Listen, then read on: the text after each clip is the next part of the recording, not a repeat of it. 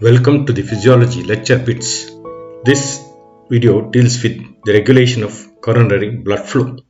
The coronary blood flow is about 250 ml per minute or 84 ml per 100 grams of tissue per minute at rest.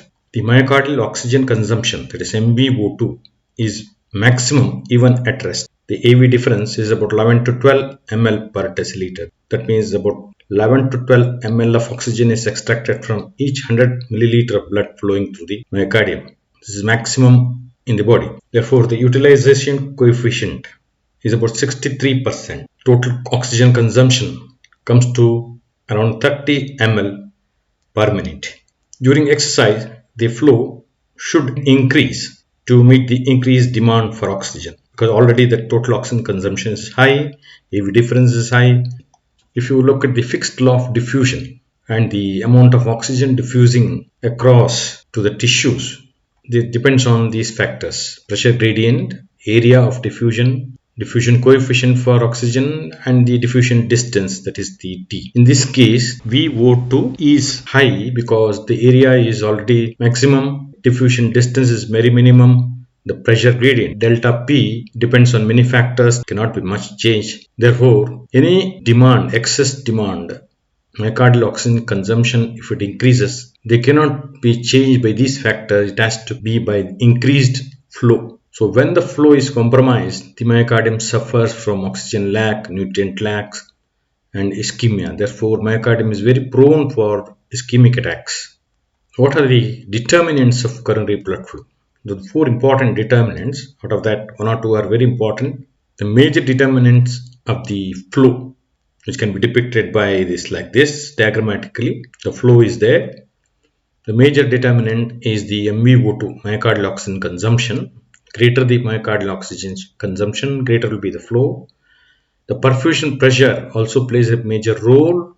Systolic compression. During the systole, the myocardial arteries, the coronary arteries are compressed, and this is a major impediment to the flow. And the least important factor is the neural factor, autonomic nervous system, and the chemicals. This is a diagrammatic representation of the determinants. Let's go into the determinants by reclassifying them into the metabolic factor, that is the myocardial oxygen consumption, MvO2, mechanical factors, that is the perfusion pressure, the pressure gradient for flow, and the compression. Most important mechanical factor is systolic compression, and the neural factors are the least important: autonomic nervous system and the various chemicals which cause either constriction or dilation of the blood vessels. Let's go to the MvO2. Coronary blood flow is directly proportional to the MvO2. That is, myocardial oxygen consumption determines the coronary blood flow. When there is an increased myocardial metabolism, an increased demand for oxygen, it causes vasodilation by the release of vasodilators. Major is the adenosine coming from the metabolism. Other vasodilators also play a role, carbon dioxide, potassium, but adenosine is the major vasodilator of the coronary vascular bed. This is an intrinsic regulation of the myocardial blood flow. Vasodilation increases the blood flow and washes the metabolites. When the metabolism decreases, the blood flow comes back to the resting state.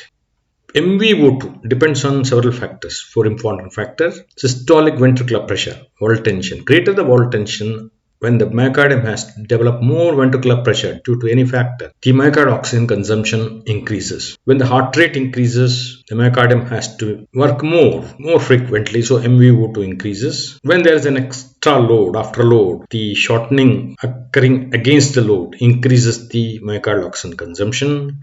This occurs at various conditions, some diseases. Inotropic state. Greater the inotropic state by various neural factors increases the MvO2. So these are the determinants of the myocardial oxygen consumption. And coming to the mechanical factors, there are two important mechanical factors, that is perfusion pressure, that is the pressure head, aortic pressure minus the venous pressure. What is the pressure gradient or the perfusion pressure? Greater the perfusion pressure, greater will be the flow. This depends on many various factors, as we see next. This perfusion pressure plays a role mainly in the right ventricular flow. The right ventricular coronary flow follows the perfusion pressure and not the left ventricular flow. because of the factor called a systolic compression of the intramural coronary arteries in the left ventricle, which increases the coronary vascular resistance and impedes the flow. Let's look into the coronary flow in the left ventricle during systole.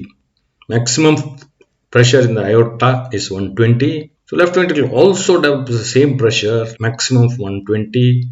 So during the systole, for the coronary blood flow to occur from the aorta to the ventricular mass, the pressure gradient is nil. So no flow occurs to the left ventricular coronary arteries during systole.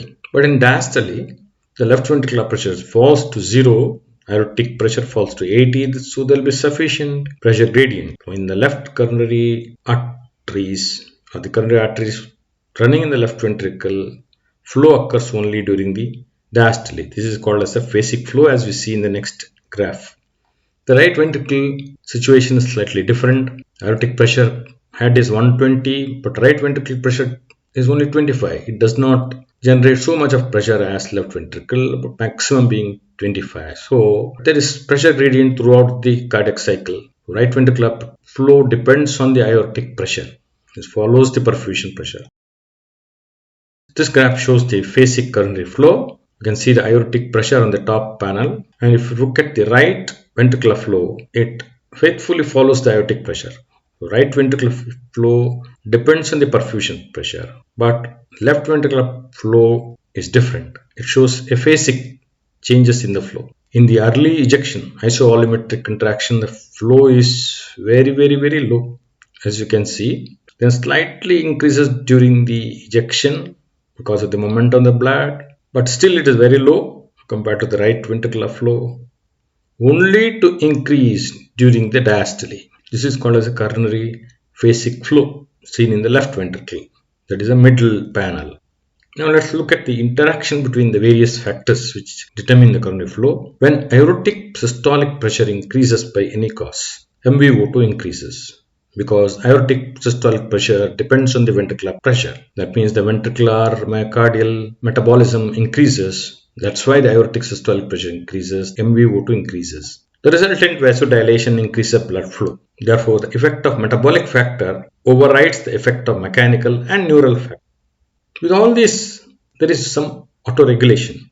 When aortic pressure is controlled, neural factors are controlled. In a controlled environment, the coronary vascular blood shows autoregulation. That means when the arterial pressure changes between 60 and 160, the blood flow remains constant. This is what is called as autoregulation, seen in other organs like kidney, brain. Here also it's autoregulated, but is not seen normally because of the metabolic factors. You have to control so many other factors. Therefore, autoregulation can be seen only in a controlled setting.